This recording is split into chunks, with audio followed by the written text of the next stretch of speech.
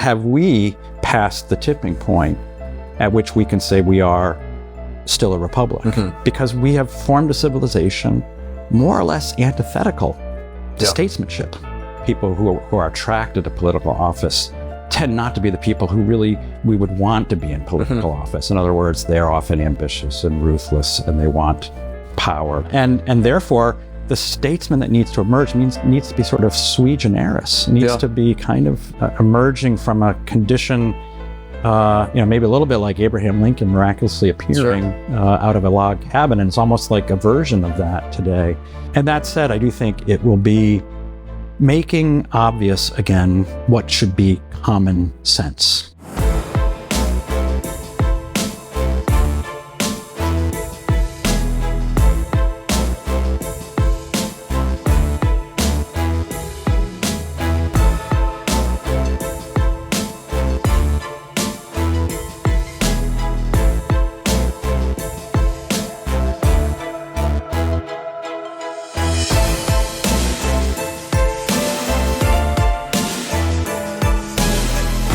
Welcome to Daring Greatly. Thanks for having me, John. So, Patrick, I want to begin by looking at this role of counselor to the king or counselor to the ruler. You see throughout the Western tradition, whether you're looking at a statesman like Cicero, a senator who was writing essentially advice on how to revive Roman republicanism, or you're looking at someone like Thomas More, who was a counselor to King Henry VIII. This is often a very dangerous position to be in, to be offering advice to a ruler. These individuals often end up getting killed in some of the most grisly ways. So what do you make of this role of the counselor to the king, the counselor to the prince, and why is advising a ruler such a risky affair? Yeah.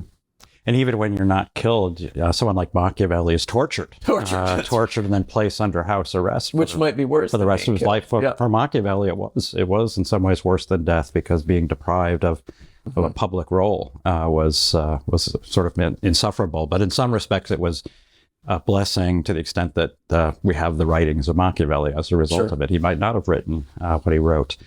I think in many ways the question in some ways answers itself, which is proximity to power is both a kind of attraction as well as a very dangerous affair.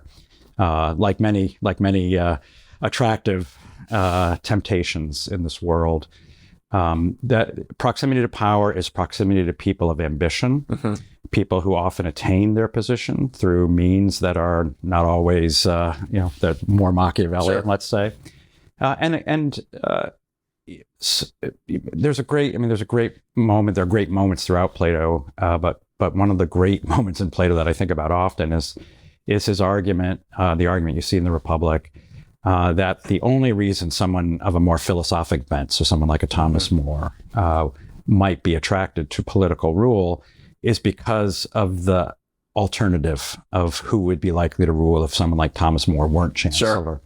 And so the reality is that people who are attracted to political office tend not to be the people who really we would want to be in political office. In other words, they are often ambitious and ruthless, and they want power. They want the exercise of power for reasons that don't accord with maybe what you might read in some of the Mirror of Princes literature. So it's a dangerous game, and I think for good reason, those who engage in it themselves, in some ways, you could say, exhibit a sort of virtue of courage to do so.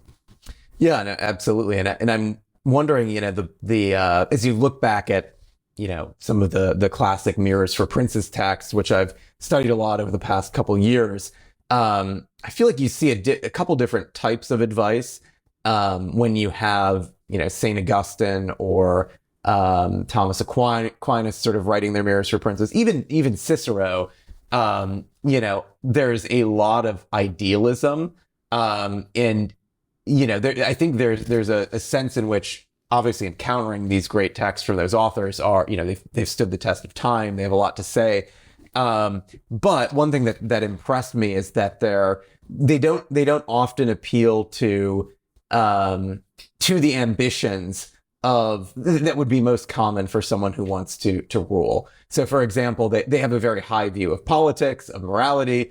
For Augustine and Aquinas, they basically say, the reward for a ruler is not in this life, right? The reward is exclusively in the next life. That is you're storing up treasures in heaven. Anything else you think about or set your heart on here, it's ephemeral, it's going to pass away. It's not worthy or a fitting reward for a king, right? Yeah. Now, if you read, some of the other classical sources, if you're reading Xenophon, if you're fast forward and you're reading Machiavelli, even if you're reading Christine de Pizan, she'll always start off by saying, you should be merciful or generous because, you're a good Christian king and it's good for your soul. And so she'll always start there, but then she'll very quickly move to saying, it's also going to win you a lot of friends too. And it's going to be pretty useful when your enemies want to attack you to have those friends.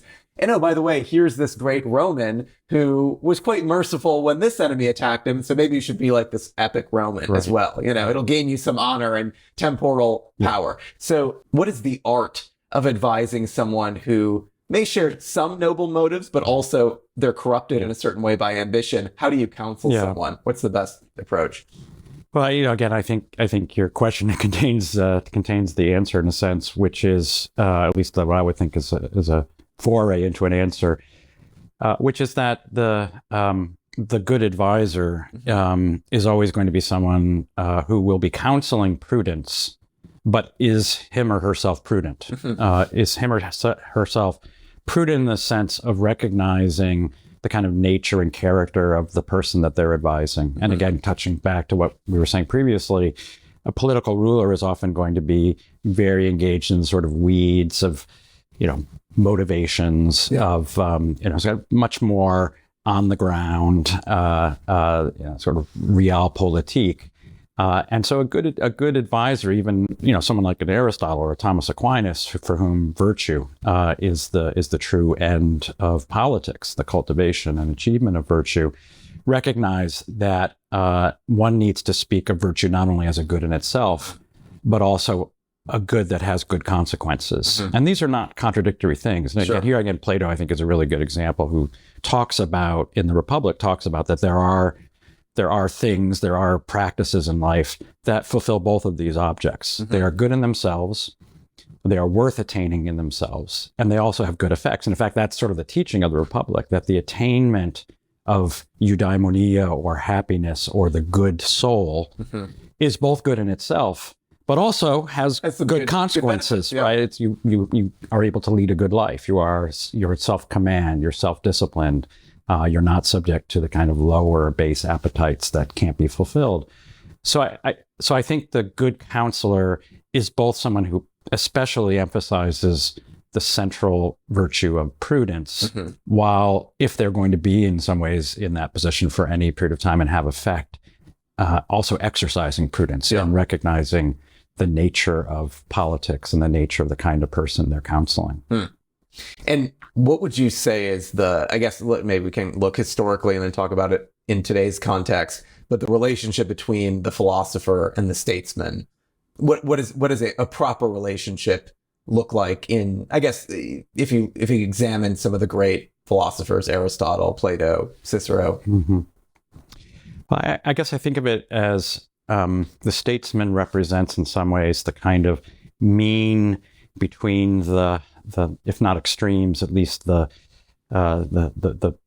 furthest cases of, on the one hand, the politician who simply acts based upon the most sort of base motives that one can imagine a politician acting on. So just by being craven to whatever the public opinion is. We have a few of those, I think, banging around these days. Being a chameleon, not actually standing for anything, trying just to either win elected office or keep a position by constantly doing whatever it is that the winds may seem to dictate at the time. And therefore, in a sense, being like a ship that has no, has no navigator. And then the philosopher who this is sort of the other end, and perhaps extreme, the philosopher who sort of understands the world through a kind of lens of principle, a lens of truth, as that philosopher understands it, what constitutes the good political order, for example. What would it look like? So again, let's take Aristotle as an example. The best regime is the regime of the good monarch. And so you might then conclude that all Aristotle would ever want to teach is that, well, the only good regime is one in which you have a good monarch. But that's not what he actually teaches. He recognizes that there's gradations, and it's very difficult to find the good monarch, and much less to sort of have a succession of good monarchs. And so the philosopher at one extreme would be the person who doesn't recognize these nuances, that just has the kind of philosophic vision. And so this is where I think the statesman, this is the topic of your book, really. The statesman is a kind of rare creature, right? We have a lot of politicians, and there probably are a lot of philosophers, maybe not as many as politicians, but there are very few statesmen, because the statesman occupies this very unique spot of having all of the skills of the politician in some ways. Right? It has to be a statesman. You can't just be a failed politician in some ways. You have to be successful at what you do. But to have a lodestar, to have a vision, to be philosophically informed without being a philosopher necessarily, or at least not allowing one's philosophy to, in some ways, dictate one's actions without regard to the consequence. And to the reality of the moment and the context of the moment. And so it is this kind of interesting navigation and tacking between the sort of realism of the banal politician and the idealism of maybe the disconnected, sometimes idealistic, overly idealistic philosopher, and having the ability, and I think here again, the central virtue of prudence, of knowing to what extent one can sort of apply or push one's polity toward the ends that one's philosophy would dictate, but in such a way as not to engage in a kind of wholesale deformation of one's polity, and in some ways leading to a catastrophe, through a kind of effort to realize an imaginary kind of idealized city. Right. So on that point, Francis Oakley, who's a Catholic historian at Williams College, wrote this history. He wrote a history, kind of an intellectual history of Western civilization, and he made this point. I would say, to some extent, it's sort of I don't know. It made an impact on me. I don't know if it's true, and I'm curious your thought. But basically, he's kind of placing himself from the perspective of Aristotle or Plato, and he basically says, it may be possible for a philosopher to imagine an ideal regime, but he says he claims that Plato says that for the vast majority of people, that idealized regime doesn't really matter, right? You are bound by the logic of your own regime, right? And those are the rules, the laws, the customs by which you will have to live your life, almost to the extent of saying there's almost nothing above it, and then he kind of goes on further, and he's summarizing Aristotle, and then he questions whether even the philosopher himself can sort of extirpate himself from the regime, or to what extent they're nearly totally bound. And so he was basically saying that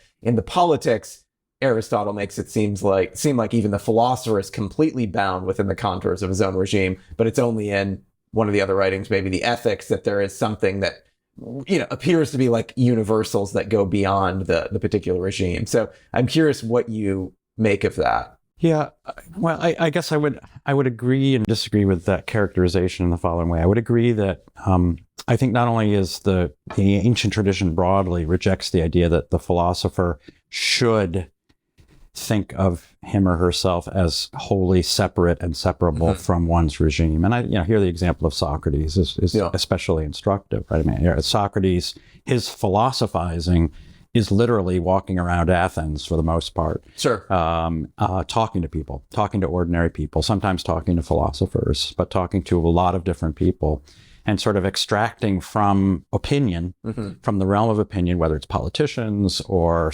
sophists or everyday run-of-the-mill people like Crito, extracting from opinion a kind of leap into philosophy, right? And so that for Socrates, and I think Socrates is the sort of, you could say, the founder of Western philosophical tradition, there's no real separation of one's embeddedness in a particular place, in a particular tradition, and the philosophic enterprise, which is not itself bound by that place, but in some ways originates from that place, originates from opinion. And I think you see the same in Aristotle. Aristotle always begins from opinion, from common sort of, this is what some people say about this or that topic, and let's investigate that and see if this holds up. So to begin from the realm of opinion and move into philosophy.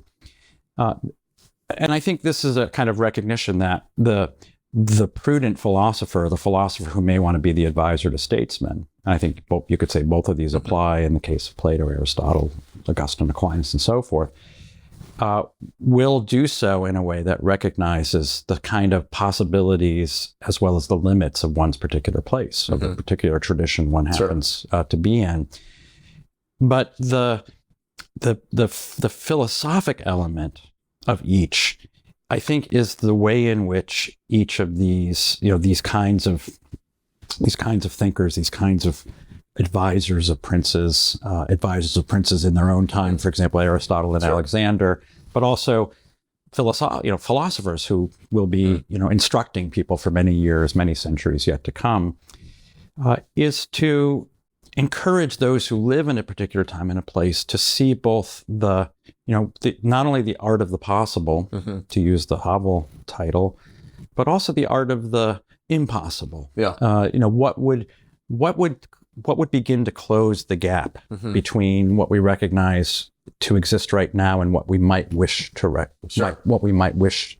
to exist. And you can't begin to close that gap until you define the sort of outer limits of the sort of what seems to be the impossible. You have to have that destination. You have to have an understanding of that destination. And I think in all of these cases, the statesman is someone who recognizes that I can't get from point A to Z, but I can get maybe from point A to C. And that's a significant improvement. Right. And I think that's the art of the statesman, is having that informed by that philosophic understanding, as well as a kind of realism about how one, and the ways in which one can and can't attain the kind of the fullness of the vision of the good. And so for you as a political philosopher yourself, as you're thinking about statesmanship, who do you, we've talked about Aristotle and Plato, and we could stick with them, but in your mind, who are the masters on this subject? If you were designing a course on statesmanship, do you start with Plato? Where would you personally begin? Well, I know I'm talking a little bit too much about Aristotle, but I'll start with Aristotle, because I think Aristotle lays out the real puzzle. And you've mentioned the ethics, and you actually have some extracts from the ethics in your book, your fine book of Mere Prince's Literature. I think it's impossible to read the ethics without reading the politics, and it's impossible to read the politics without reading the ethics, because each of them begins and ends with an allusion to the other. Right? Each of them begins and ends, in a sense, by saying we can't complete the circle until we include the other, and for the following reason, that the good city will consist of people with good souls, right? And that the good soul can only come into being through the existence of the good city, right? This is the kind of the chicken and the egg paradox of Aristotelian, and I think Greek, and I think broadly classical thinking, which is the close relationship between the city and the soul. Literally, of course, in the Republic, right? The Republic is a study of the just city, which begins as a study of the just soul, and constantly is sort of moving between those two studies, between those two questions, that they are sort of one and the same. And they're one and the same because the good soul doesn't simply just come into existence. It requires a kind of tutoring and a kind of a formation. And that formation requires not just happenstance, or hopefully, maybe it can come about by happenstance, but generally requires a kind of a social context and a political context, law and custom and tradition and education and formation and all of the things that ISI is dedicated to, in order to cultivate that kind of soul. So in order to have the good soul, you need the good polity, but to have the good polity, you need sufficient number of people with good souls. I think Aristotle then really leaves us with both in some ways, the great question and puzzle of what a great, what the good life and the good polity would be. and really, in a way, points us to what the statesman is. The statesman is the person who sees the paradox, who can understand this paradox, and in the particular context in which the statesman lives, understands, or at least can identify, what's the point of entry to what seems to be this closed circle, right? Once you get the virtuous cycle, then you can sort of continue. Good city forms good souls, and good souls contribute to the good city. But when you don't have exactly that virtuous cycle, you have a vicious cycle, what's the point of entry? Is the point of entry forming sufficient number of good souls through education, through classical education? I think today more conservatives tend to think politics looks a little lost to us right now, so we have to really think about forming good souls. And when we don't have enough good souls, it will emerge. And this has been kind of the Benedict option idea. I think the pushback from the more sort of post-liberal types has been, well, you can't really do that in the absence of good law, so that you really need to focus on formation of a leadership class that will begin to alter the political order, so that good souls will be sort of will have the benefit of good laws, right? And so I think there's a kind of really interesting debate now, which reflects this really fundamental paradox and difficulty, but nevertheless a reality and a truth of Aristotle's teaching. And I think that this debate, to the extent that it's a debate, is really it's a kind of debate that has a fundamental ground of agreement. It's kind of a debate over a certain amount of tactics and strategy, but the agreement is that we want the good political order. We want the confluence of good souls and the good city. And there's a kind of question about where are we right now? And tactically, do you think that's really just simply a matter of, you can do, it's sort of both and different people are going to do one thing, different another. I'm a both and. I think you kind of need both. But it is interesting how, and I do want to actually dive deeper into Aristotle, but how there is a bit of a tension now, even between I think people are uncomfortable with where our politics is at right now.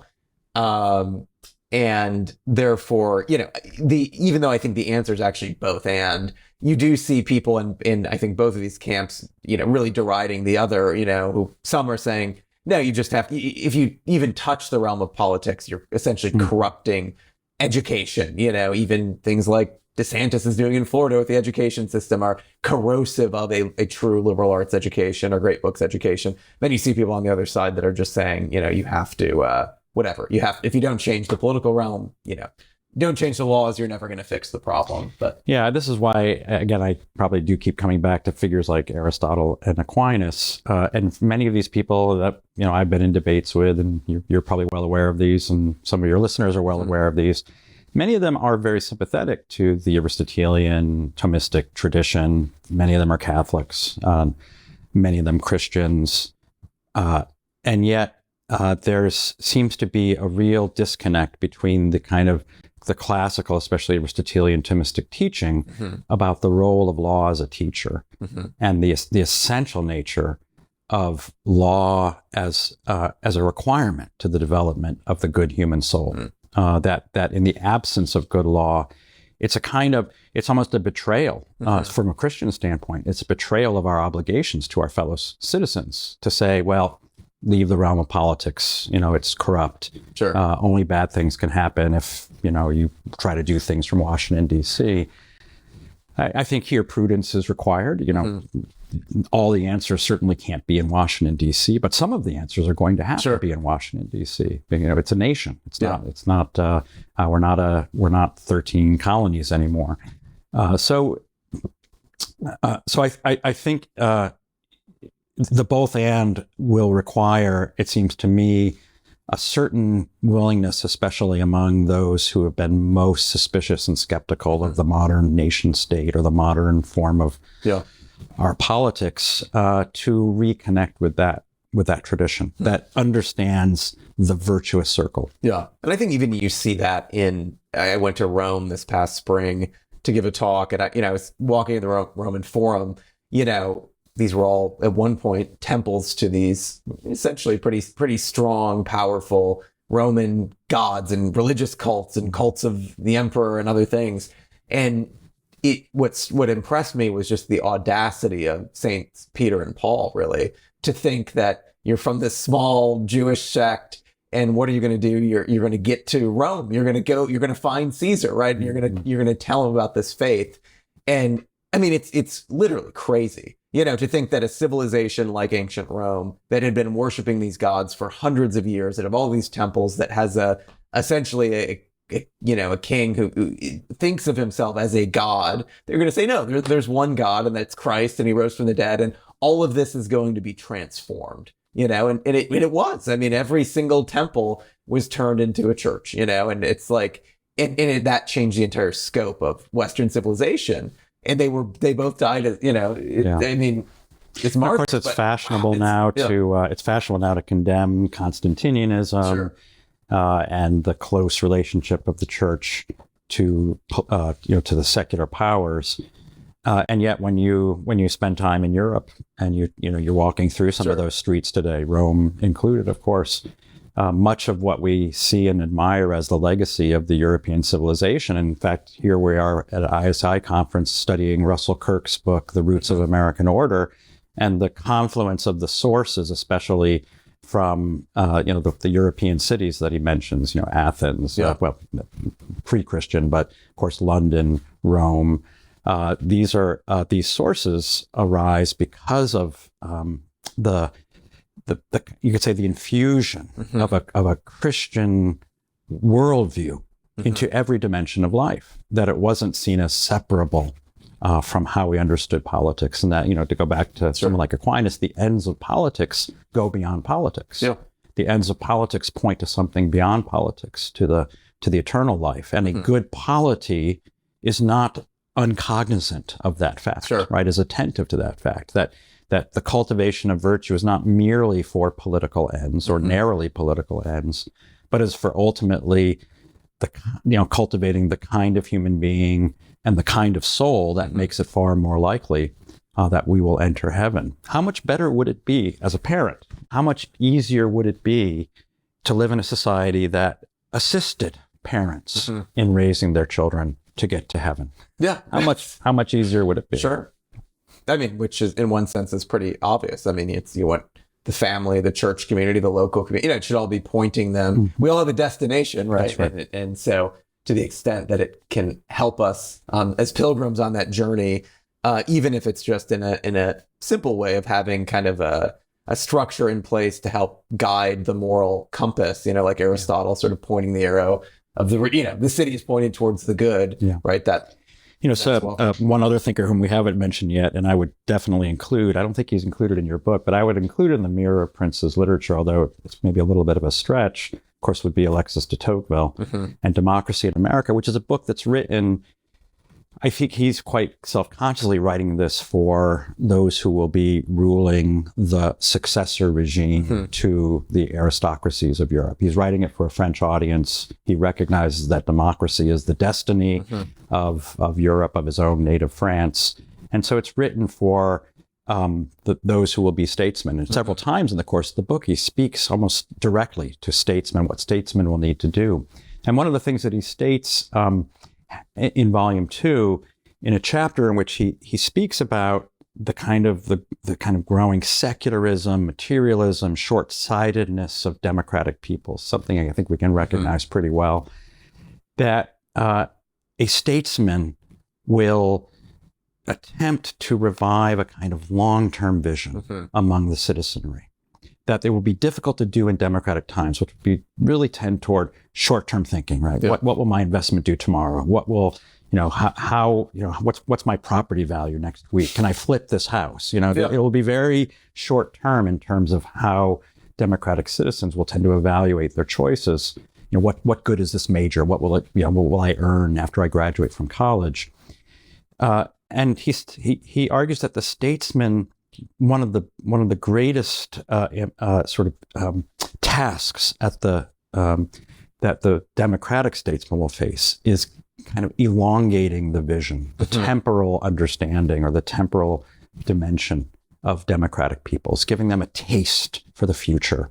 And he says, in this way, if a taste for the future can be given, through a kind of long detour, people will find their way back to faith.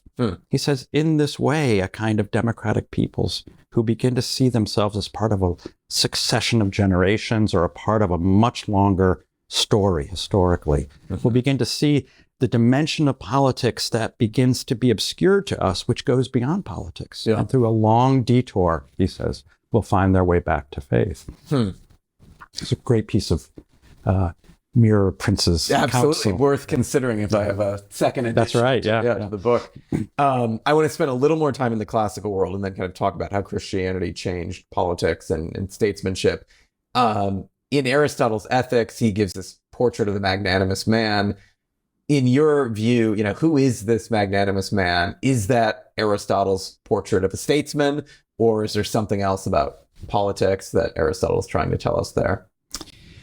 Yeah, so the Ethics, of course, he's speaking of he's not necessarily speaking of the statesman, although he's not excluding the statesman. He's talking about the formation of the virtuous human being, the virtuous soul.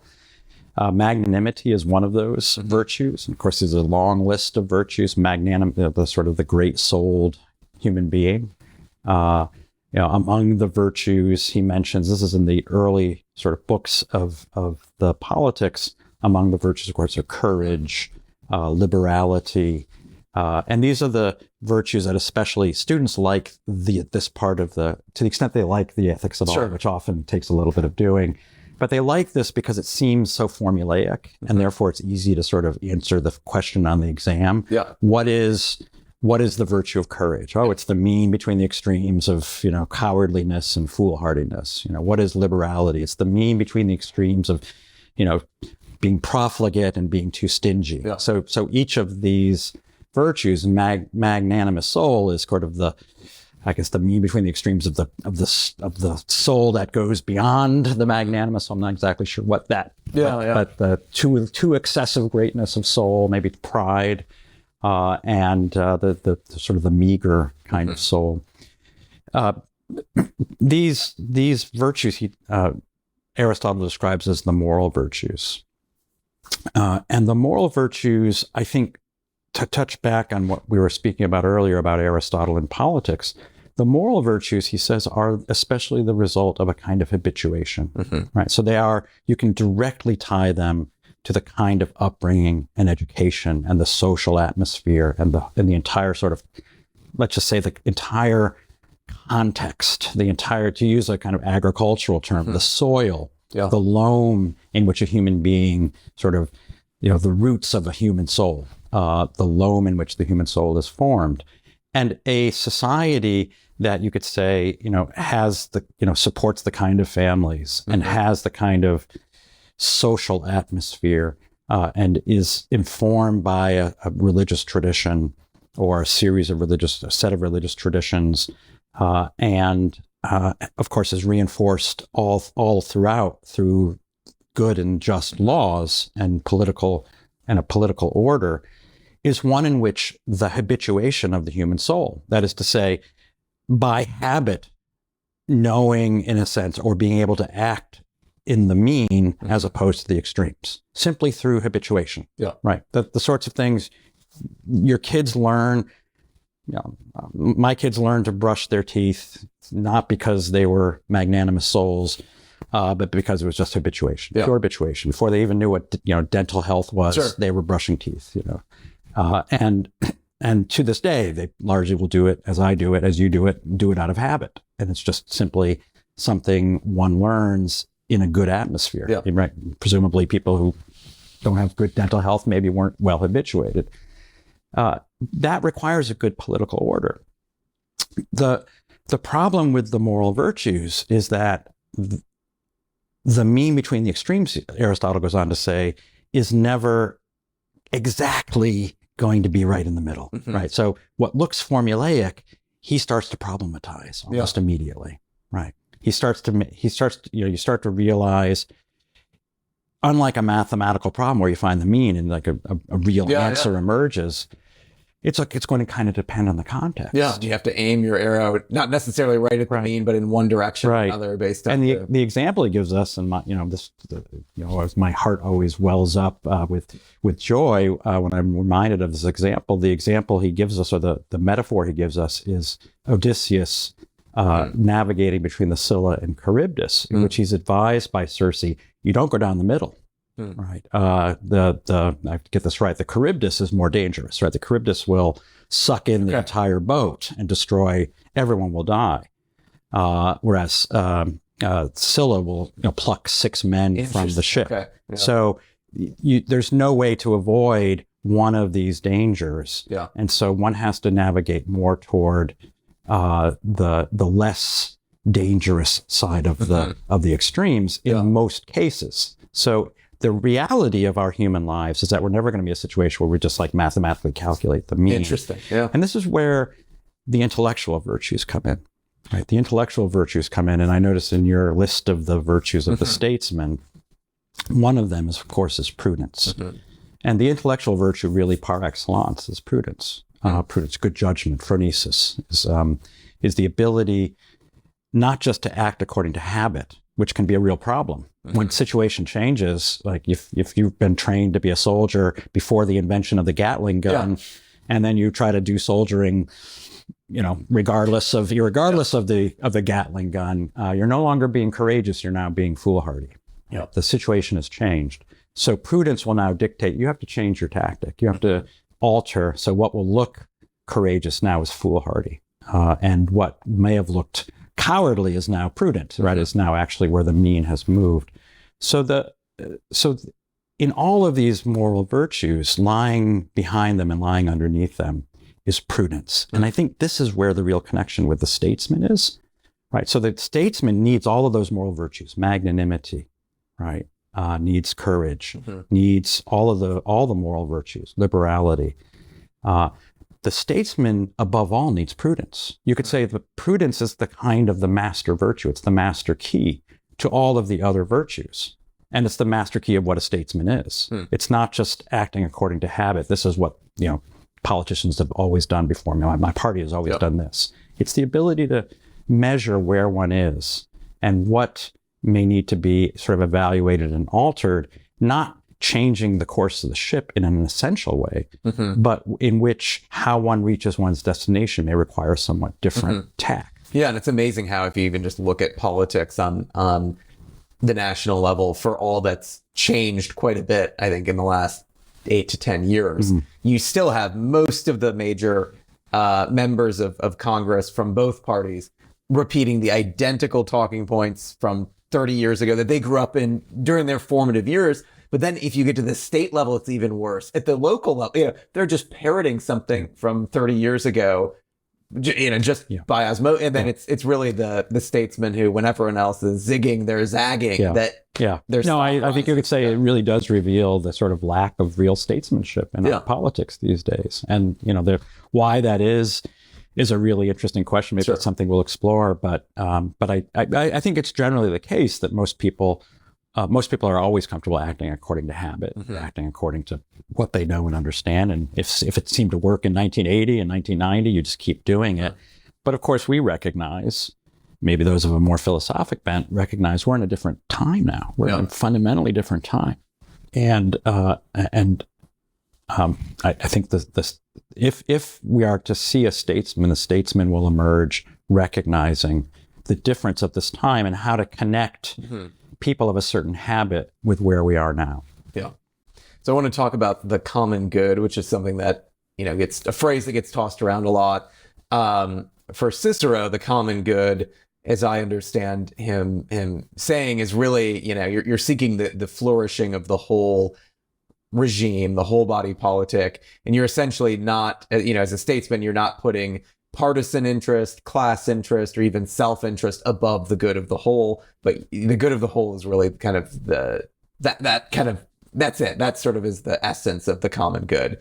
And he was actually very skeptical of, what he would have seen as more kind of populist demagogues seeking to kind of despoil private property or redistribute the wealth. He was also obviously very concerned about Caesar and his, ambitions. is that kind of definition your definition of the common good, or do you have some more color to it? I'm not going to try to improve on Cicero. Okay. So I'll just maybe elaborate a little bit, or as I understand, of course, Cicero is himself connected to the classical Greek tradition and is invoking it. So the common good, in the first instance, I think it's right. It's famously, Aristotle and Cicero follows this. Aristotle divides the good regimes from the bad regimes, seemingly initially on the basis of number, although that breaks down pretty quickly, right? So the king, the rule of one, is better than the rule of the many. Because the rule of one is unified, it's less likely to be internally divided, less likely to be riven by partisan or factional divisions. But in fact, there's a good rule of one and there's a bad rule of one. In fact, the bad rule of one is the worst political rule. It's the rule of the tyrant. So unified bad ruler is horrible. The tyrant is the worst of all rulers, whereas the unified singular good ruler is the best of all political regimes. So it's not number. In fact, in his schema, there are three good regimes: the few and the many, the one, the few, and the many, and there are three bad regimes: the many, the few, and the one. So what's the difference? The difference is which regimes are dedicated and governed by a set of people, whether it's one, few, or many, who rule on behalf of the common good, versus which regimes rule on behalf of their particular partisan good, whether the many, the few, the oligarchs, or the tyrant. So the differentiation of the good from the bad regime is common good. And I think, I just think it's simply undeniable that I realize there are a lot of people who are skeptical about the idea of the common good, but anyone who would say that, how do we know what differentiates good from bad rule? Well, it's when the ruler is not simply ruling to line their own pockets or to benefit their own family or to achieve some kind of, immortal fame or have, statues put up to them solely for their own glorification and pride. The good ruler is someone who rules on behalf of the good of the whole, to the extent that that's possible, and realizing that that's always difficult. So that the good of the whole it doesn't mean that there aren't going to be people who are going to benefit more and people who aren't going to benefit less. And I think that's a mistake, to think that it's going to be egalitarian, right? So that it won't involve at some level, for example, differences of property. This is, of course, for egalitarians in a democratic regime, it's very difficult for us to, in many cases, to accept the idea that there are differences of property. But the common good would be the understanding of property that, for example, Cicero defines. That property is a good in a society because property is that which materially allows us to flourish, and there will be differentiation in sort of accumulations of property, but in which one views one's property as in significant part a benefit to the whole, not merely as something that benefits myself. And there's actually a really interesting definition of property by Cicero, in which he says we should think of property a little bit like we think of a seat that we have at the theater or the opera, that it's something we possess for a period of time. But it's not our prerogative simply to destroy it or to leave it in a worse off condition, because somebody will be using that. Precisely. So someone will be using that chair at the next performance. So I'm not going to go out and write graffiti or spray paint my seat or chop up the cushions. So that you do have this sense of passing on of posterity and patrimony, which is very much in that Roman spirit.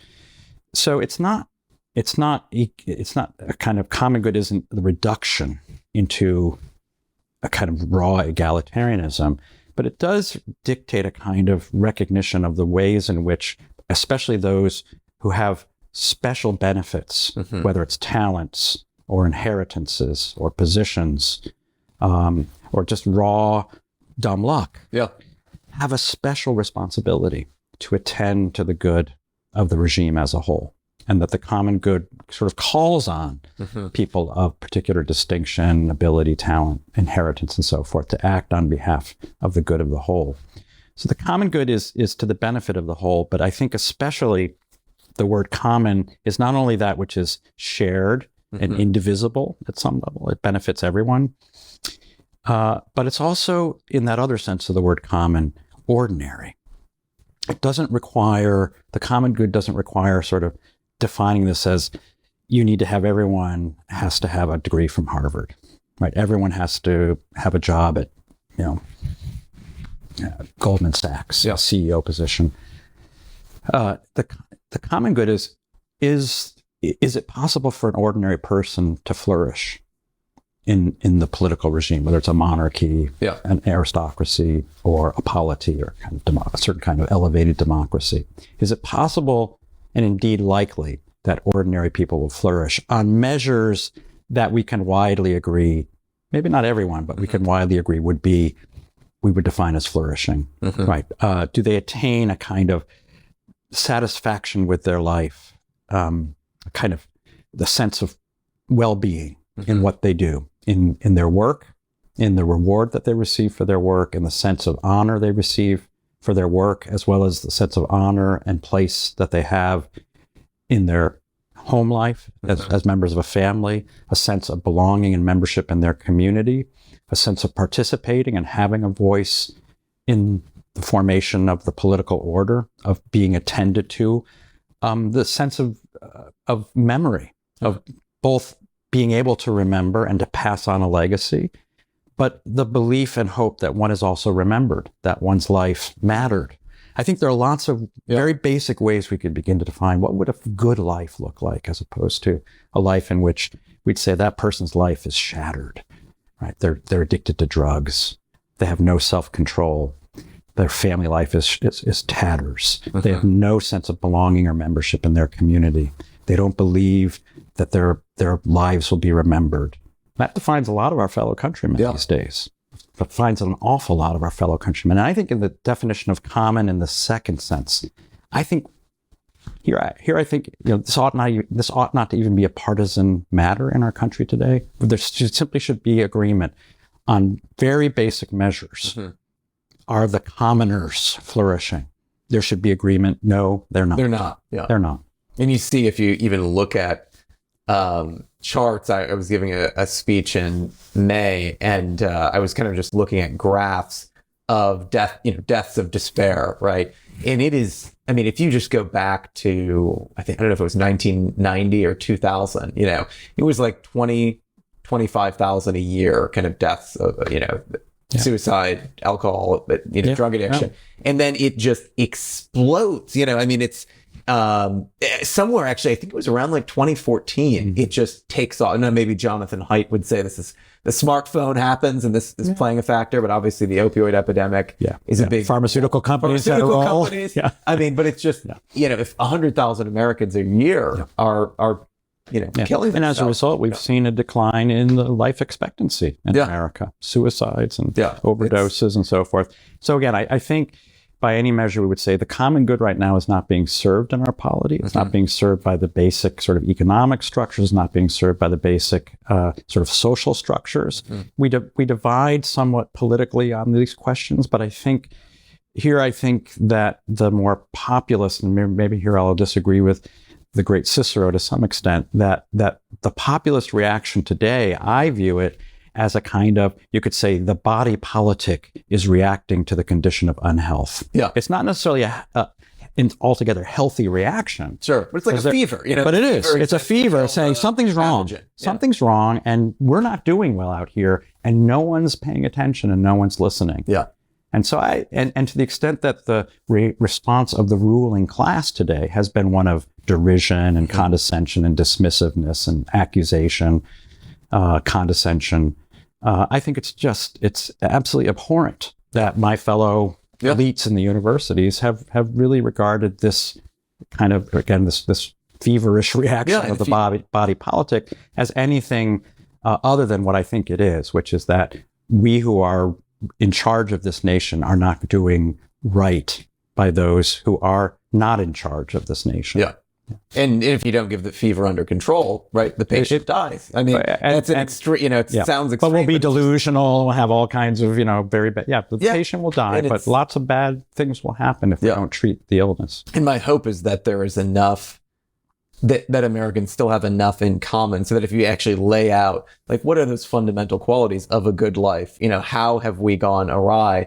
I think there is, I don't know if I'd be so ambitious to call it a silent majority, but I think there is enough of a core that could rally around the common good again. At least that's my hope. I would hope. It's really a question of how far gone, in a sense, the disease is. Sure. Because, of course, the disease is not only in the sort of infecting the ordinary person. The disease is clearly infecting a kind of different, but maybe not unrelated disease. It's infecting the elites, those who are in charge, who seem to me to be willfully and destructively acting on a belief that what was obviously necessary for the achievement of the common good, especially of the commoners, is in fact now anathema.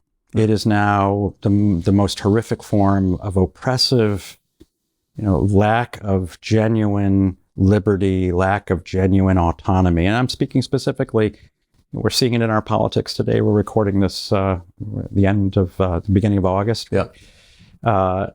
We're seeing it in our the campaigns right now, in which if questions about family formation are raised, you're seeing all kinds of critiques. Why should family life be privileged?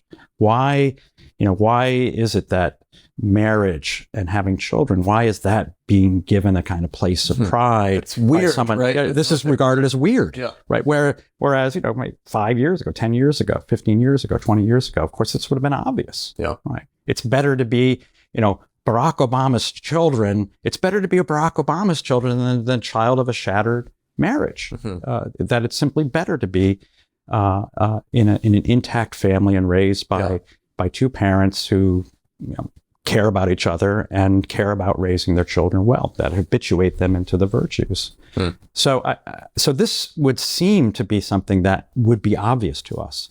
But we have now increasingly a ruling class that regards such obvious commonplaces, common sense related to the idea of the commons, as anything but, and regards it as weird. So I'm feeling the pull towards our modern kind of life and kind of discussing that, but I still want to, one more question on the classical and then kind of want to get to Christendom. Do you think, with Cicero obviously was revered by the early church fathers. I mean, he was foundational all the way through the Renaissance, Enlightenment. The American founders were big fans of Cicero, but do you think he, ultimately did he get it right, or was there something lacking? Because he ended up getting killed. The Roman Republic was never revived. The Roman Empire was born. The Roman Empire had its virtues just as well as its vices. And by the time Machiavelli comes along, right, he to some extent rips up a lot of what Cicero does and says the useful, the expedient, isn't always in line with what is virtuous, and so to what extent would you rate? It's hard because Cicero is such a great philosopher and so revered, but to what extent do you think his project failed, and can we learn anything from that failure? Well, in some ways, I sympathize deeply with Cicero because he was a lover of the Republic. Right. He was a senator and did not want Rome to become an empire, to be ruled by a succession of emperors who, as history sort of revealed, become increasingly tyrannical. There were some good emperors, but of course, as these things go, the kind of the tendency toward tyranny emerged, and he thought that maybe Rome was still enough on the side of still being able to maintain and retain and preserve the Republic, that it was worth the gambit of preventing the emperor from emerging. I think, in retrospect, there's a lot of contingency in history, but it also looks very much similar to the situation we find ourselves today in the United States, which is, have we passed the tipping point at which we can say we are still a republic? And I think there's a lot of arguments to be made that in many essential respects, we may be in the spot where Cicero was, where those who would want to retain some semblance of the original republic of the United States are probably doomed, whether practically doomed or perhaps existentially doomed, if they were to act on its behalf, because the empire is very real. It's very with us, and it will act in its own defense, right? If one tries to stand against it, whether that's having your head and your feet lopped off, maybe that's not quite what's going to happen, but having your career, summarily ended, it seems to me to be a real possibility. So I think Cicero was attempting to read the signs of the times and probably was wrong. But nevertheless, I think he was clearly willing to pay with his life for this last-ditch effort to preserve what he believed could still be, sort of the retention of the Republic, and may have simply, like any human being, not known what time it was. That's right. But then there's a sense in which that is, was certainly true in the short term, but then, 1,000 years later, people, Thomas More has Cicero's On Duties in his breast pocket. That's right. And so, and of course, you mentioned the founding fathers as well. So I think, of course, beyond acting on behalf of what he hoped for Rome, I think he also understood his death would be a death for posterity, as did Thomas More, that not merely because he died for the sake of the Republic, but because he was leaving for posterity, especially a set of writings that could be taken up, and maybe at a different linchpin, a different tipping point, might be able to serve the balance in a different way. Yeah. So how this is another massive question. How did Christianity change politics generally and statesmanship in particular? And then as sort of a follow-up, when you study political theory, in college, you often go from kind of the ancient world, and then you just sort of skip over 1,500 years of Christendom, and then you start with Machiavelli and you kind of move forward. It's like, what on earth happened in that 1,500 years? Obviously, and then at a minimum, maybe you read a little Augustine and a little Aquinas, but that's it. So how did Christianity change politics and statesmanship? Yeah. Well, I guess in the first instance, of course, you have the classical virtues. And I'd say the four sort of cardinal virtues of the classical period are, they are kind of the defining virtues broadly of the human being, of the good human, but certainly of the statesman, right? So those would be courage, justice, phronesis, judgment, practical wisdom, and moderation, right? So these would be the classical virtues. But then, of course, Christianity adds to them the three Christian virtues, right? Faith, hope, and love. Faith, hope, and charity. These don't contradict each other, but there is a certain amount of tension between them, right? Humility, as you could say, an extension of some of these virtues, and courage or magnanimity are at the very least in tension, if not potentially outright contradiction. And lots has been written. My colleague Mary Keyes has written a lot about a certain amount of tension between the sort of Aristotelian virtues and the kind of more Christian Thomistic virtues, and how Thomas, both adds but also alters, follows it but also alters and adds to Aristotle's teaching. I think we've already mentioned one of the consequences of that, which is to move thinking about politics beyond this city, right? So now you to go to the Augustine example, now you understand yourselves as a citizen in two cities. And the citizenship that was once the form of citizenship and the most important singular form of citizenship, the city that one resides in, now becomes kind of the secondary city, the accidental city, right? The city through which we are engaged in a kind of pilgrimage and to which our ultimate allegiances don't lie. And it means that now we have, as Machiavelli will, of course, write about in criticism of Christianity, we sort of have divided loyalties, that it makes more visible to us the ways that our existing city may always be deficient from the standpoint, not of what the city stands for, but from what the city of God stands for. So that there's a kind of beginnings of a gap, so that the Christian statesman, the genuinely Christian statesman, as we said earlier, is not only seeking to rule and govern on behalf of the health of the city. That's, of course, a part of what the Christian statement, the deep and profound part of the Christian statesman is doing, but that the good city ultimately is pointing beyond itself. And that's a really fundamental change, of course. And it also means, that now you have someone like a Thomas More, who could easily, in a classical scheme, have simply served, okay, so the king changes the civil religion. Yeah. Yeah, no problem. Fine. Yeah, okay, we're going to worship. Roll with it. We're going to roll with it. Yeah, we're going to worship Athena this week and not Zeus. Yeah, that's this sort of thing. And you happened see all even the like time.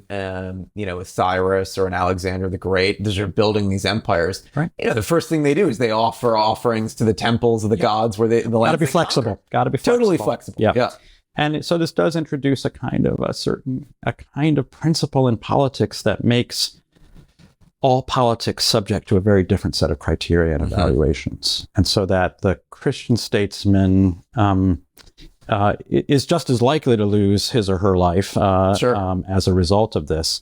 But I think for different reasons than Cicero lost his life. That Thomas More writes, so I am the king's good servant, but God's first. That the evaluation becomes not merely did I serve the regime well, but did I serve God well? And so but I would say I would view this as providentially a blessing to the understanding of politics and to the understanding of human life. Not surprisingly, I'm a Catholic, I'm a Christian, and that what it in a way does is it introduces what.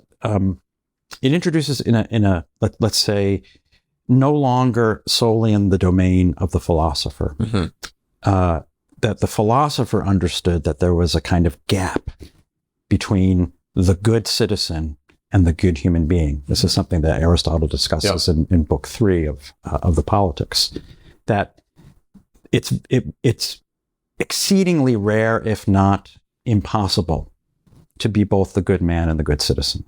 Aristotle understood this, but most people will not in his world, because all there is, in a sense, is to be the good citizen, and that the evaluation, the criteria tends to be: are you a good Spartan if you live in Sparta? Are you a good Athenian if you live in Athens? Are you a good Corinthian if you live in Corinth? And the evaluation of an Aristotle or a Plato is that if you're enough of a philosopher, you can see and understand and philosophize your way to that gap. And of course, this lies behind the great allegory of the cave in Plato's Republic, that most human beings live in the cave, and they only understand the shadows of their cave. And it's a rare human being that somehow gets liberated from the chains that direct their head forward and is brought upward into the realm of sunlight and sees that the cave is really just a cave and that there's something higher, more elevated, something that transcends the particular city that you happen to live in. But this is a very rare human being, right? It's maybe a Socrates who, Lord knows how a Socrates comes into being. And what you could say Christianity does is it sort of makes common this understanding in a way, but not now through philosophy, but through Christ, through the imitation of Christ, to understand that there is that which you owe Caesar and that which you owe to God, and that is because of course in the classical times it's the same thing. What you owe to Caesar is what you owe to God. Caesar is God. So it was a providential blessing in the sense is what it in some ways did is it made real and immediate to every human being living in a Christian land or who was a Christian. It made real what seemed to be only accessible to the philosophic mind in the classical world, which is that it was possible to understand, and indeed a requirement to understand, that there was a kind of way of living and a way of thinking and a way of being in the world that transcended the limitations of one's own city. I've never thought about the idea of you're essentially having the commoner is liberated from sort of the cave, which has radical implications. That's right. Of course, this is what Machiavelli becomes quite critical of, because he said, well, now it introduces all of these divided loyalties, not only for the Christian prince, but for the Christian citizen. And now the Christian citizen begins to think, well, should I fight in this war? Should I commit this horrible deed that I'm being ordered to do? Does Christian conscience allow me to act in this way? Conscientious objection. So now suddenly there's the dual loyalty that Machiavelli argues cannot be really, it ought not to be present in a great city. So sticking with Machiavelli, one, I would say he's just a ton of fun to read. I mean, it's just sitting down with even when you sit down with all these other great books in the Mirrors for Princes tradition, it's just so much fun, Yeah, right? he's great writer, great stylist. And, too good for his, too good a writer for his own good. That's right. Yeah. So, in Harvey Mansfield's famous introduction, he talks about how Machiavelli is this rupture from everything Christian and classical that came before him. And I am not Harvey Mansfield, who I have great respect for. But I would say when I was reading some of these classical sources like Xenophon, when I was reading ancient Indian, ancient Chinese texts on advising, princes and rulers, it felt very Machiavellian to me. And so to me, it didn't seem as much like there was a rupture from the classical world, but you're the expert in, Aristotle and Plato. So would you agree with Mansfield there? Or what was the novel contribution of Machiavelli? So this actually goes back to the other part of the question that you just asked that I didn't touch on, which is why is it that so much of political theory is taught like, okay, we go do Plato and Aristotle, maybe Cicero, and then we jump to Machiavelli, and maybe with a little sprinkling, light dash of Aquinas or Augustine. And I think it is in many ways because certainly in the contemporary academy, there's both a kind of hostility to Christianity, and a kind of, you could say, an intellectual inability to know exactly what to do politically with Christianity. That Christianity introduces a real problem for those who are of a kind of political, narrowly political mind, of the kind of politician we were speaking of earlier. And specifically that Christianity, as I've just been saying, creates a kind of condition of divided loyalties and introduces, of course, a perpetual, ongoing, and irresolvable problem in the West. Of course, it's something I regard as a blessing, but it's also politically a real problem, which is how can you be simultaneously a good Christian and a good American? How can you be simultaneously a good Christian and a good Frenchman, or a good Christian and a good German? How can you be simultaneously a good citizen and a good Christian? Now, part of the effort to resolve this is to say, well, if you can have a good enough Christian land, then that gap closes. But then we get into the problem, well, can you be a good Christian land? Can you have a good Christian politics? Or now are we betraying Christ, understanding that there's paying to Caesar what is Caesar and paying to God what is God? Doesn't getting too involved politically corrupt Christianity? Hasn't that been the lesson of the Middle Ages, and isn't a result of that, now the kind of idea that the benefits of separation isn't merely secular, but also really redounds positively to religion and to the churches. So Christianity now introduces this real problem. And I would say that what's new about Machiavelli isn't anything that you don't find as you've already noted, in the classical tradition, even the thinkers that we've been mentioning, right? Plato talks about the noble lie, right? Aristotle says there are times when tyranny can actually be good. There are Machiavellian so-called moments or realist moments in all of these. Also, Thucydides would, of course, be another obvious example. But I would say that what Machiavelli, the radical teaching of Machiavelli, is, and in some ways maybe why so many political theorists end up skipping everything from Rome to Machiavelli, is that he allows us now no longer to have to deal with that problem, right? That Machiavelli, more than anything, it's less that he introduces realpolitik, that exists already.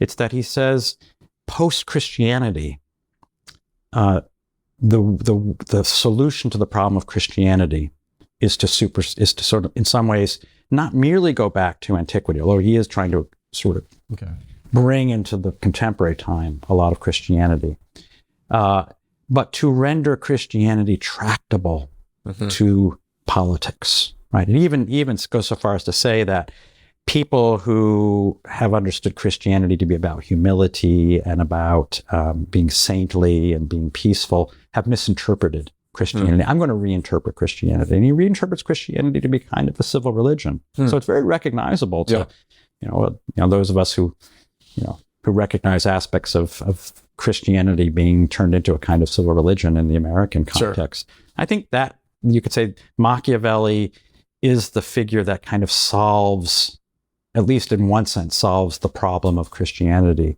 in the what has now been the Christendom.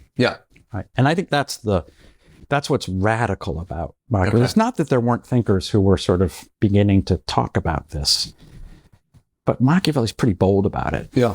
He's bold and also cagey. But, but it's quite clear that he wants not merely to revive certain aspects of the classical teaching, but to do so in ways in which the Christian understanding now can be resolved, not by eliminating it, but by making it now sort of tractable and subject to political considerations, making the two cities into one. Sure. And much of the subsequent history of political thought now becomes pretty simple. It's like, where do they stand? Is it that Christianity becomes useful to the city because it leads people to be moral, and so that's useful? Like George Washington, I know he's one of your figures, but George Washington in the farewell address, Christianity is, the morals that are taught by Christianity are useful. They're kind of a benefit. Benefits politically, right?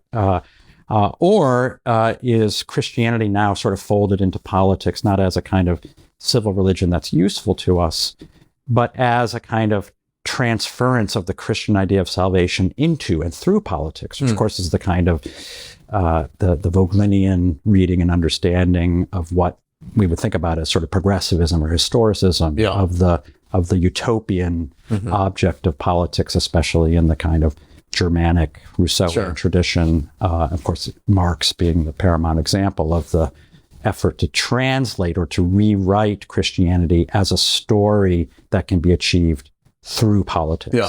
So I think Machiavelli, in a way, he brings together the two cities, and that's really what's revolutionary. Interesting. In the post-Christian age. So it's not eliminating Christianity. It's not saying let's go back to the merely to the pre-Christian era, but it now makes Christianity in some ways politically tractable. Okay. And then we're hitting all of the major questions today. You've written about how, classical liberalism, progressive liberalism, two sides, sort of two sides of the same coin, or fulfillment of progressivism being a fulfillment of classical liberalism. Where on this timeline of Western history does liberalism emerge? Is it with Machiavelli? Is it, as some would say, kind of the seeds of liberalism, kind of the idea of the individual and contract, emerging in the Middle Ages? Where does it come from? And then we'll start there and talk about how do we address it today. Mark Twain was asked to write an autobiography. He was going to be paid per word. And so he said, well, since I'm being paid per word, I'd actually like to go back to the origin of my life, which was the birth of Adam and Eve, or the creation of Adam and Eve. But I don't have that much time. So I'll start with Caesar crossing the Rubicon. Okay. Interesting. It's a great, really, the story of my life. It's great.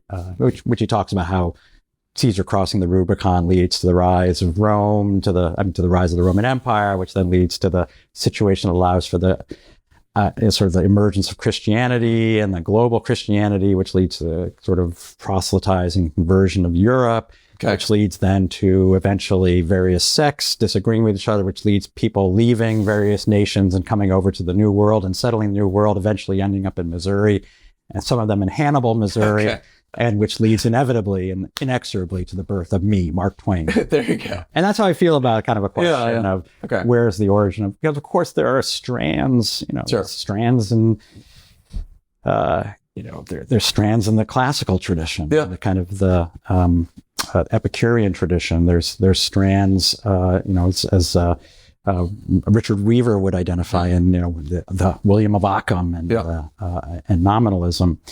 Of course, I think you'd have to point not only to Machiavelli in some respects, and especially what I was just describing, which is the effort to make Christianity tractable, which I think that's really, in a lot of ways, you can understand, or politically tractable.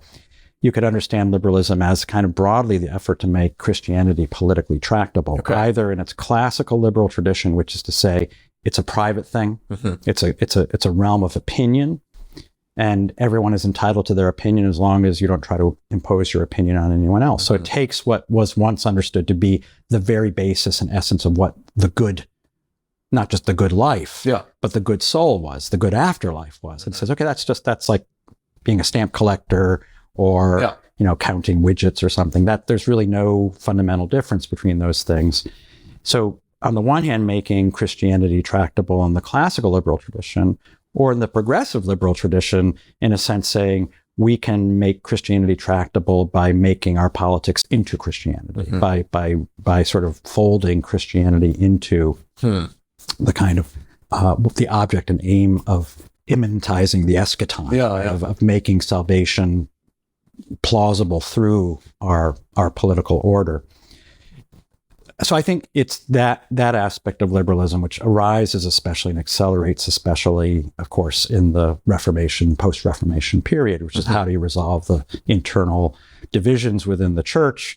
Well, we resolve them initially. It's interesting, even Locke takes the Hobbesian route initially, which is to say we make it tractable by turning the kingdom into turning religion into a civil religion, turning Christianity into a civil. So the king will articulate what the creed is. Yeah. Right? So it's that image of the Leviathan who's holding the sword and the crozier, that the sovereign defines what the faith is.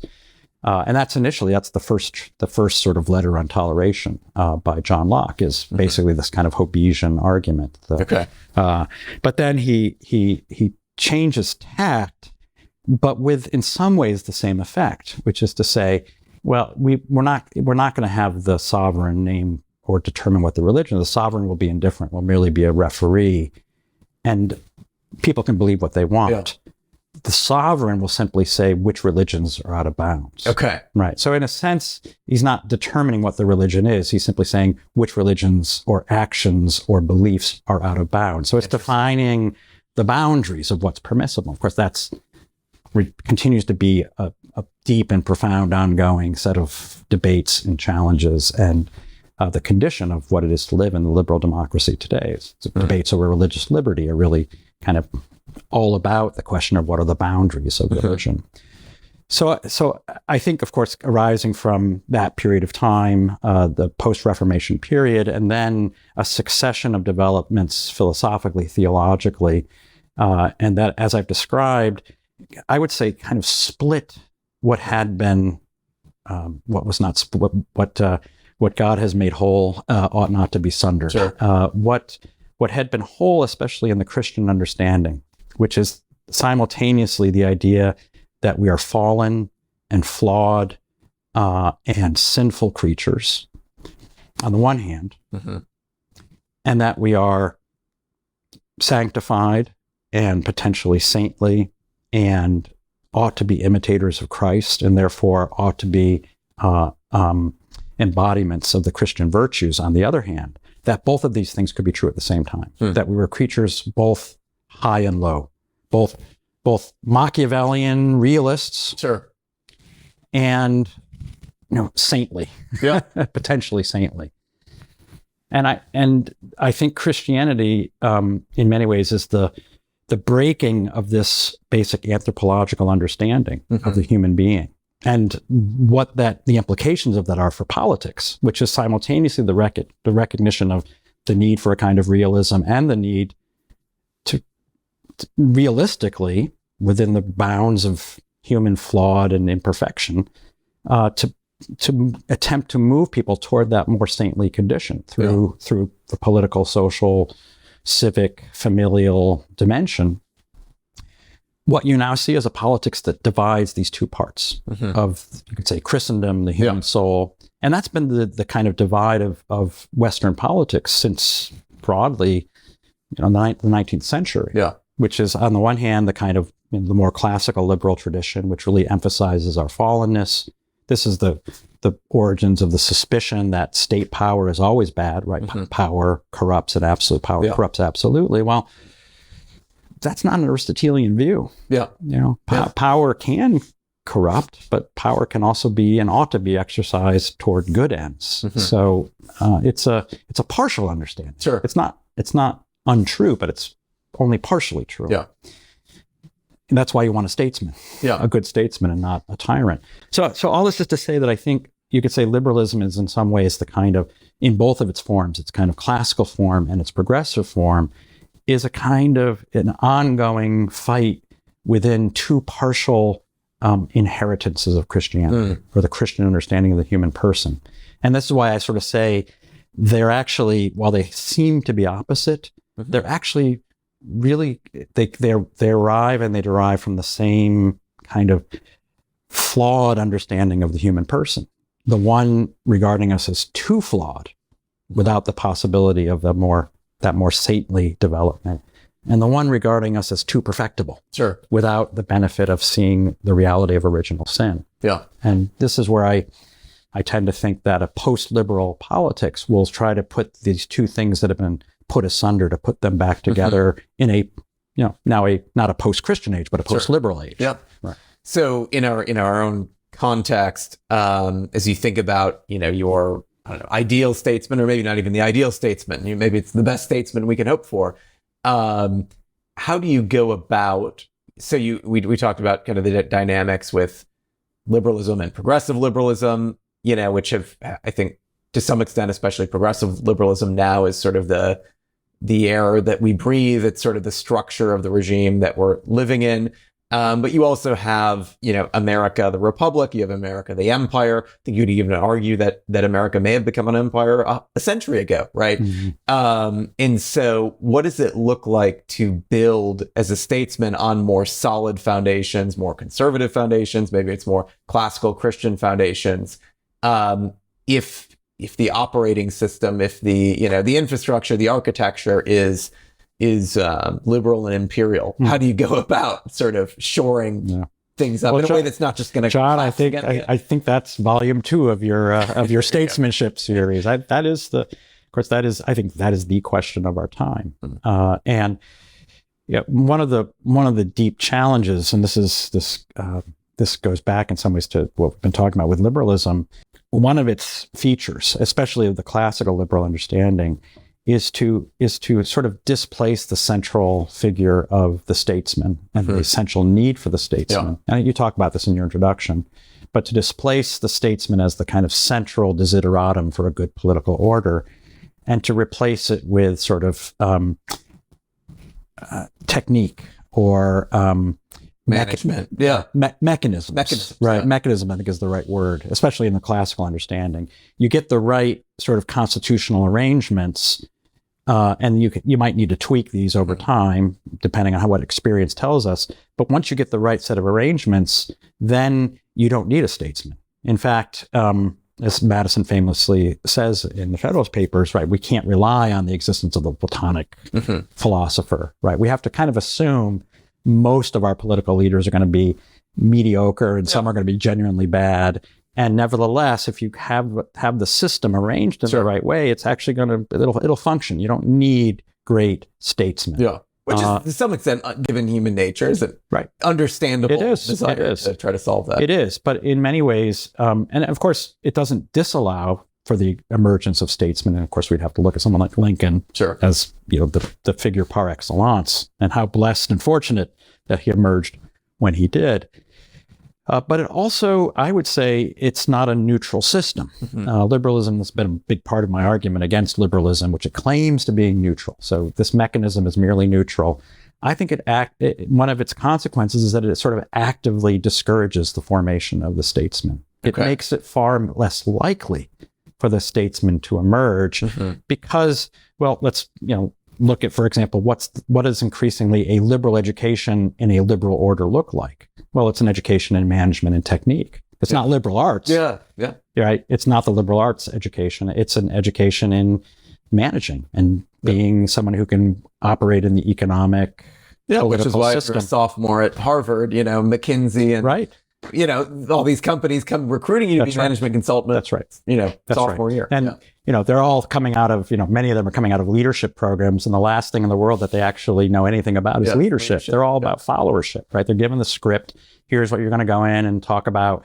Every organization is more or less going to be treated the same because what does a 22-year-old or a 24-year-old have to say, to a giant corporate entity? There's a kind of, this is all it's a script, and the corporations and the organizations want it because they kind of want cover, because they're afraid of exercising leadership. They don't want to get blamed for whatever decision they make. And then they can say, well, if the management consultant told us we should do this. And, you're not necessarily looking to a 26-year-old, for wisdom and deep knowledge and experience. So it does short circuit the kinds of things that go into the formation of a statesman, which, among other things, would be reading the kinds of texts that are in your book and garnering and gaining the kind of experience especially of one's own tradition, in one's own, particular place, and a kind of deep knowledge of one's place. So to go back to the idea of prudence, you can't exercise prudence if you don't have that well of knowledge and experience. In fact, the kind of precondition of prudence, as Aristotle discusses it, is just living long enough and being old enough just to know a lot of things and have learned a lot of things and experienced a lot of things. This is why young people are good at math, but they're terrible at politics, he actually says, right? Which don't put a person in charge of politics, a young person in charge of politics. So I think the one of the consequences of the liberal order is to make it far less likely that we'll see the emergence of the statesman. So this is a bit of a way of me to dodge your really hard question, but your excellent question, which is, what would that look like? Of course, I think it's very hard to say, partly because we have so very few examples of someone we might point to say, that's what it looks like. Right? That's what a statesman looks like. I mean, who has been a political figure in our politics in the last 50 years that we would point to and say, that's a statesman. That's what a statesman looks like. I mean, maybe, we might go back to Winston Churchill, Charles de Gaulle, right? But these are, they came out of a different world. They came out of a pre-liberal world in lots of ways. They did. And their formation was very different than young people today. So I think the answer to your hard question is that the statesman, if a statesman were to emerge, it would in some ways require something that it would be hard for us to know in advance exactly what that would look like in this current moment, for precisely the reasons that you state, which is that I do think we're in a very unique moment, maybe in world history, because we have formed a civilization more or less antithetical to statesmanship. And therefore, the statesman that needs to emerge needs to be sort of sui generis, needs to be kind of emerging from a condition, maybe a little bit like Abraham Lincoln miraculously appearing out of a log cabin. And it's almost like a version of that today. And that said, I do think it will be making obvious again what ought to be obvious. What should be common sense. Right. Go back to earlier part of our conversation, making obvious again, very common sense things that now seem less than obvious to us, and especially in the elite classes, less than obvious. So what would result in the kind of a civilization of flourishing of human beings, regardless of one's kind of economic status and situation, or at least give the ground conditions of an economic condition that would make flourishing possible.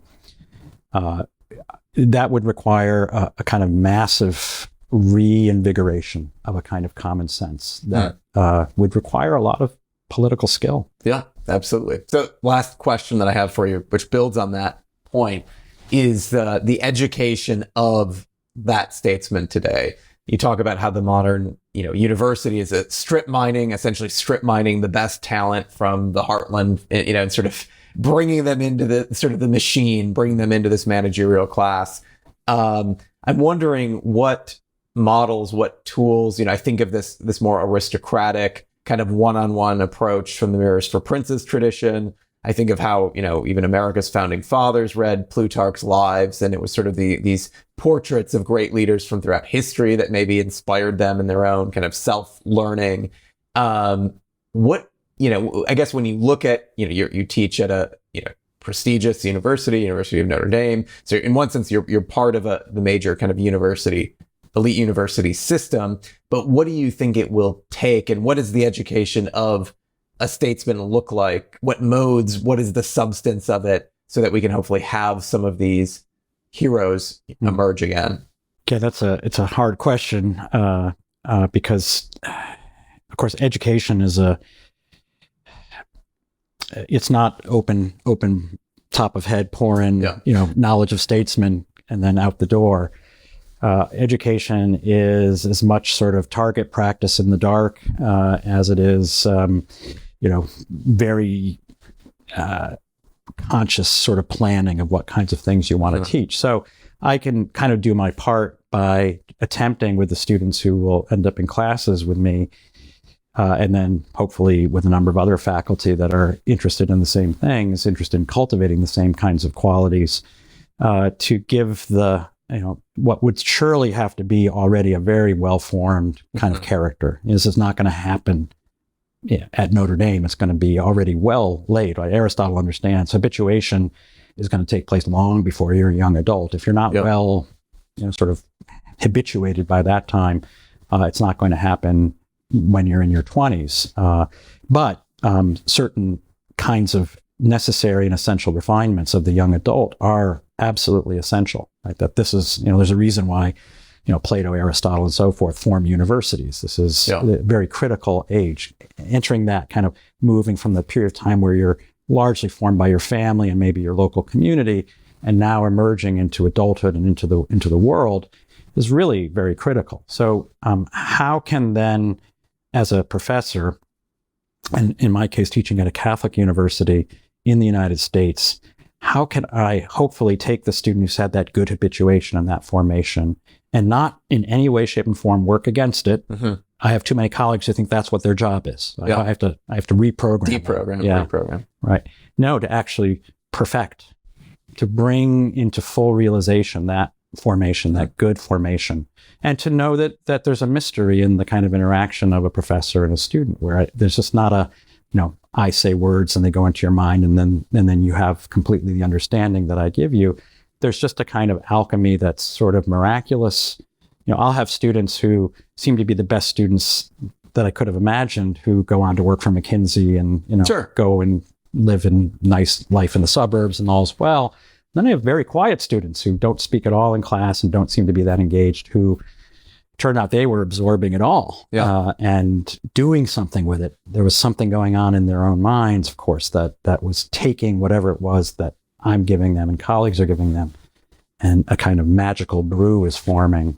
So I think all you can do is, in a way, it's the parable of the sower, right? You seek to plant the seeds, recognizing the seeds are going to fall in very different places. They're going to have very different outcomes.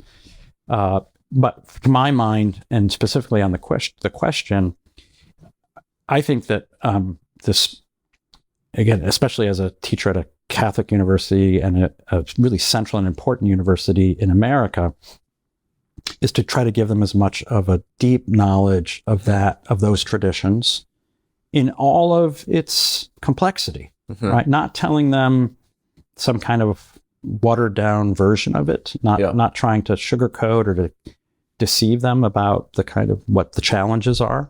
I think too many conservatives, I said this at ISI last night, at the conference last night, for the honors students, I think too many conservatives have a version of talking about the American tradition that tries to sort of dispel all the bad stuff that we're experiencing as somehow exogenous, or this is the Germans, or this is the French, right? And the only good thing was, I guess, the English. Well, Thomas Paine was from England, so there are problems even in that tradition. So to try to steep them in that, so that they will have exactly what Aristotle describes as necessary, which is when they emerge into adulthood and they are able to gain the experience, they will have a deep knowledge of their own. And maybe that their own is, at least it begins to be in some kind of local place. So they're steeped in the local traditions of where they're from, or the kind of sense of having a regional identity for a particular community, and of course a religious identity. But we're a nation. And so then to emerge, and if they're going to become a national leader, to emerge and to bring those gifts and those insights into the national context, and have, I hope, a deep understanding of that national history as well, and understanding. So, again, it's not an easy question to answer precisely, because as you know from having collected these series of writings, if it were just that easy to sort of say, okay, we're going to create a statesman, well, there'd be statesmen running around everywhere, and they're not. They never were, and there never will be. It's a rare blessing. We'll end on that note. Thanks, Patrick. My pleasure. Thank you.